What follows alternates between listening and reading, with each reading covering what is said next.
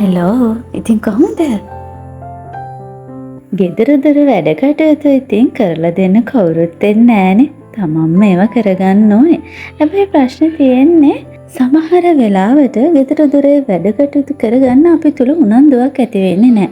පා වෙලා තියෙන වෙලාවල් තියෙනවා. ඉතින් අද මම ඔයාලට ටිප්ස් 15ක් දෙන්නම් මේ ප්‍රශ්නෙන් මිදෙන්න. සබ්ස්ක්‍රයිබ් කරලා නැත්නම් ඔයා තාම මාව සබ්ස්ක්‍රයිබ් කරගෙන මෙන්නක වීඩියෝ එක බලන්න. ඔන්න අද දවසේ මගේ පළවෙනි ටිප් එක තමයි ඔයා ගෙදර දොරේ වැඩ කටයුතු කරනවා නම් හොඳ ආලෝකයක් යටතේ වැඩ කටයුතු කරන්න පටන් ගන්න. ස්වාභාවික ආලෝකය නැත්තම් કૃත්‍රිම ආලෝකය හැරි ගන්න ඕන. අඳුරේ ඉඳන් වැඩ කරනකොට ඔයාට දැනෙන මහන්සිය වැඩි. මගේ දෙවෙනි ටිප් එකත් ඒ හා සම්බන්ධයි. ඒ තමයි නැවුම් වාතය ලබා ගන්න එක ගෙදරට. ඉතින් වැඩ කටයුත්තක් කරන්න ඉස්සර වෙලා ගෙදර දොර ජනෙල් ටික ඇරලා ඉන්න.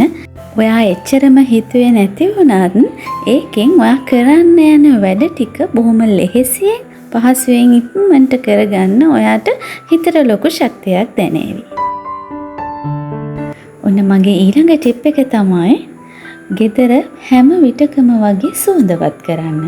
එහෙම කරාමත් ඔයා තුල ඔයා නොදැනුවත්වම ලොකු ජවයක් ඇති වෙනවා.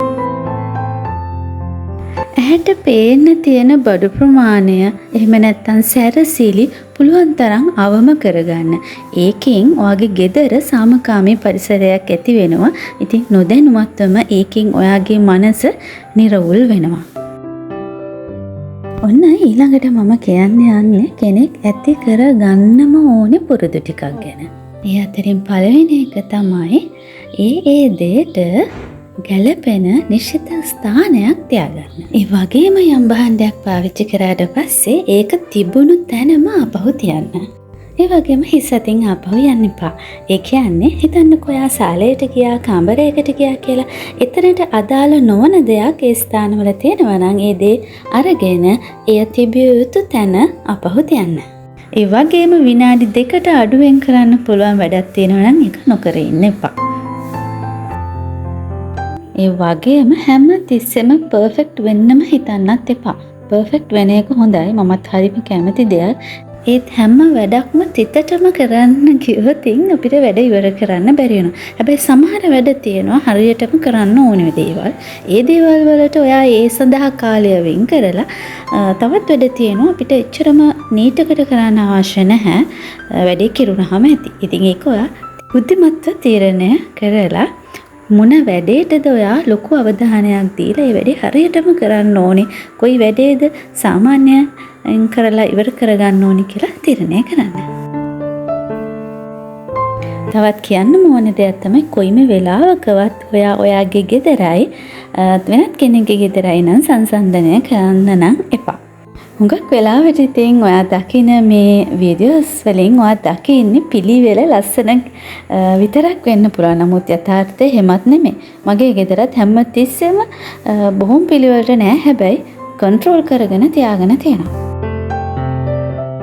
හැබැයි මේ වගේ වීඩියෝස් බලන එක හොඳයි. ඒකින් ඔයාව තව මොටිවේට් වෙන්න පුළුවන්. නොදන්න දෙයක් තියෙනවා නම් දැනගන්න පුළුවන්. ඒ තුලින් ඒව ඔයාගේ ජීවිතයට එකතු කරගන්න පුළුවන්. එහෙම නැතුව පසුතැවීමක් නෙවෙයි සිද්ධ වෙන්න ඕන. උනන්දුවෙන් ගෙදර දොරේ වැඩ කරගන්න ඔයාට අවශ්‍ය වෙන අනිත් දේ තමයි උපකරණ. හැබැයි උපකරණ ගොඩක් නෙමෙයි ඕන. හොඳ තත්ත්වයේ වාගේ වැඩ ටික පහසුවෙන් කරගන්න පුළුවන් වෙන විදිහේ උපකරණ කිහිපයක් තිබ්බොත් ප්‍රමාණවත්. දකින සියලුම දේවල් ඉතින් මිලදී ගන්න නැතුව ඔයා තීරණය කරගන්න ඕනේ වට අත්‍යවශ්‍ය දේවල් මොනවාද කියලා. ඉතින් ඒව ගනිද්දී අනිවාර්යයෙන්ම එහි ක්වොලිටි එක අනිවාර්යෙන් බලන්න. වාගේ කාර්යය වඩ පහසුවෙන් වඩ මහන්සියක් නැතුව කරගන්න පුළුවන් වෙනවද කියන එක. ගෙදර දොර වැඩ කරනකොට නම් මට නැතුවම බැරි දෙයක් තමයි සංගීතය. ඉතින් තමන් කැමති සංගීත කණ්ඩ වෙන්න පුළුවන්, ගීත වෙන්න පුළුවන්. ඉතින් මේ වගේ දෙයක් ප්ලේ වෙන්න ඔයගලන්ට දාලා තියාගන්න පුළුවන්. හුඟක්ම ලෑන්විත ගීත නැතුව ටිකක් වේග රිද්ම ගීත වලට තමයි මම නම් කැමති. මොකද එතකොට තමයි ගෙදර දොරේ වැඩ කටයුතු ටික ජව සම්පන්නව කරගන්න පුළුවන් වෙන්නේ. ඔයා දන්නවද? උදාසීන බව අඩු කරලා ඔයාගේ ගෙදර දොරේ වැඩ ටික කරගන්න ඔයාට ජවයක් ලබා දෙනවා ප්‍රෝටීන් ඒ වගේම මේදය බහුල ආහාර ගත්තති. මෙතෙක් එහෙම කරේ නැත්නම් try කරලා බලන්නකෝ. ගෙදර දොරේ වැඩ කටයුතු ටික පහසුවෙන් කරන්න ඔයාට පුළුවන් වෙන අනිත් දේ තමයි ඔයාගේම කේර සිස්ටම් එකක් හදාගන්න එක. මම මේ කළා තියෙන විදිහට ඔයාටත් පුළුවන් monthly plans, weekly plans, daily plans එහෙම හදලා ඔයාගේ ගෙදර වැඩ කටයුතු ටික විධිමත්ව කරගන්න. මේ විදිහට සැලසුම් කරගත්තාම තියෙන වාසිය තමයි වැඩ අතපසු වෙන්නේ නැහැ. ඉතින් මේ විදිහේ සැලසුම් හදලා නැති වුණත් එදිනෙදා වුණත් ඔයාට පුළුවන් to do list එකක් හදාගෙන කරන්න තියෙන වැඩ මොනවද කියලා තීරණය කරගෙන ඒ වැඩ ටික කරගන්න.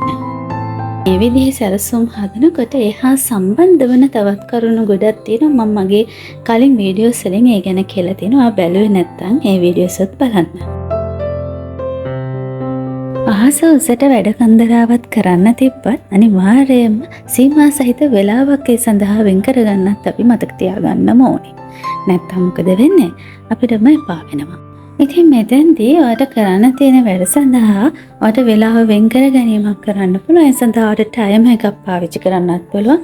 එහෙම නැත්නම් පිළිගත් ටෙක්නික්ස් තියෙනවා. උදාහරණයක් හැටියට 15 minutes rule එක. එහෙම නැත්නම් පොමොඩෝරෝ ටෙක්නික් එක වගේ ටෙක්නික්ස් ඔයාට පාවිච්චි කරන්නත් පුළුවන්. මේ ටෙක්නික්ස් පිළිබඳවත් මම කතා කරලා තියෙනවා කලින්. ඉතින් මේ වීඩියෝස් වල ලින්ක්ස් දාලා තියන්න. ඔයා බැලුවේ නැත්නම් බලන්න. මොන සැලසුම හැදුවත් අනිවාර්යෙන්ම ඔයා වෙනුවෙනුත් වෙලාව වෙන් කරලා තියාගන්න. අඩුම තරමේ පැය භාගයක්වත්. ඉතින් මේ වෙලාවෙන් ඔයාට රිලැක්ස් වෙන්න පුළුවන්. ඔයාට කැමති ඕනම විනෝදාංශයක යෙදෙන්න හරි එහෙම නැත්නම් self care වෙනුවෙන් හරි මේ වෙලාව ඔයාට යොදවන්න පුළුවන්.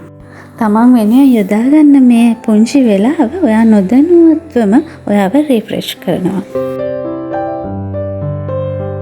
අද දවසේ මගේ අන්තිම ටිප් එක තමයි ඔයා මොන වැඩක් කළත් ඒ වැඩේ විනෝදයෙන් කරන්න. ඒ වගේම ඔයා ඒ වැඩේ ඉවර කරාට පස්සේ අනිවාර්යයෙන්ම ඔයාට රිවෝඩ් එකක් දෙන්න.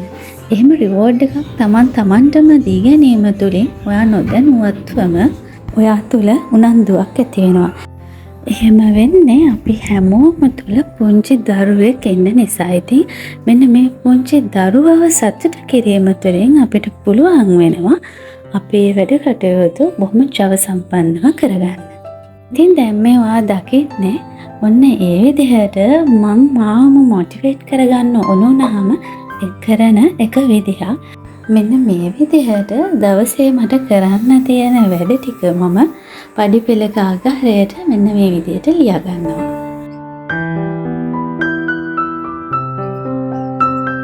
අදාළ වැඩ කොටස කෙරුවට පස්සේ ඒ ඉස්සරහින් මම මාව අඳිනවා මෙන්න මේ විදිහට.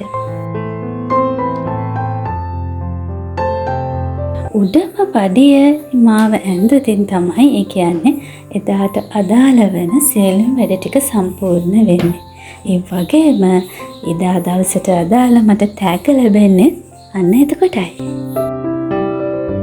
ඉතින් ඔයා මේ දකින දවසේ මට රිවෝඩ් එකක් විදිහට තියෙන shopping කරන්න. ඇත්තටම t-shirts තමයි මට ගන්න ඕනලා තිබ්බේ. ඉතින් the fashion store එකට තමයි ඔන්න මං ගියේ.